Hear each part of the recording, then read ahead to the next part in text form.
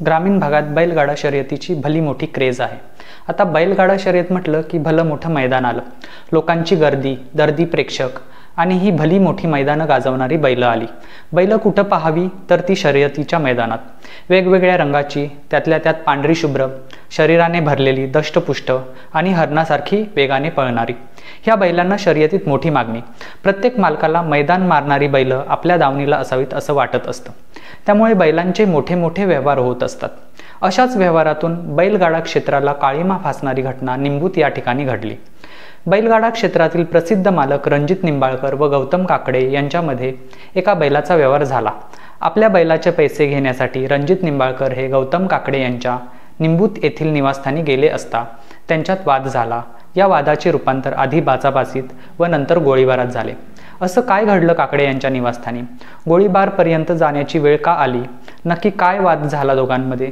जाणून घेऊयात या व्हिडिओच्या माध्यमातून। नमस्कार, मी गणेश आणि आपण पाहत आहात जिज्ञासा। झालं असं की रणजित निंबाळकर यांच्याकडे एक बैल होता। त्याचं नाव सुंदर। सुंदरने अनेक मैदानं गाजवली होती, त्यामुळे सुंदरचं मोठं नाव झालं होतं। गौतम काकडेंच्या मनात हा बैल भरला होता। त्यांनी हा बैल रणजित निंबाळकर यांच्याकडून खरेदी केला। जेव्हा व्यवहार झाला तेव्हा गौतम काकडेंनी एक विशिष्ट रक्कम निंबाळकरांना दिली होती। उर्वरित रक्कम घेण्यासाठी निंबाळकर काकडे यांच्या निंबूत येथील निवासस्थानी गेले होते। गौतम काकडे म्हणाले की राहिलेली जी रक्कम आहे ती मी उद्या सकाळी देतो, आता तुम्ही स्टॅम्प पेपरवर सही करा। या गोष्टीसाठी निंबाळकर काही तयार झाले नाहीत।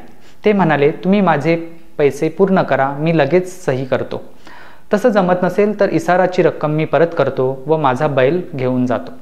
बैल परत घेऊन जाण्याच्या बोलण्यावर गौतम काकडे चिडले व त्यांनी त्यांच्या भावाला व इतर साथीदारांना बोलावून घेतले आणि तिथेच बाचाबाची झाली। काही जणांनी मध्यस्थी केल्यानंतर वातावरण शांत झाले खरे, परंतु निंबाळकर परतत असताना गौतम काकडेंचे बंधू गौरव काकडे यांनी घरातील बंदुकीतून रणजित निंबाळकर यांच्यावर गोळी झाडली।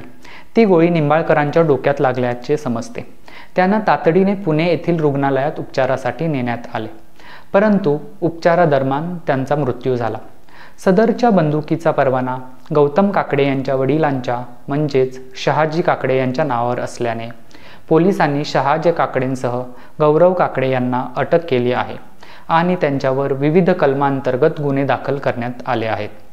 गौतम काकडे फरार असून पोलीस त्यांचा कसून शोध घेत आहेत। व्यवहारापासून ते वादापर्यंत आणि वादातून गोळीबार आणि गोळीबारातून झालेला रणजित निंबाळकर यांचा मृत्यू, ही घटना नक्कीच मनाला चटका लावून जाणारी आहे। आपसातील व्यवहार तसेच जो काही वाद झाला तो जर सामंजस्याने मिटवला असता तर नक्कीच ही घटना घडली नसती। एक हसतं खेळतं कुटुंब पोरकं झालं नसतं।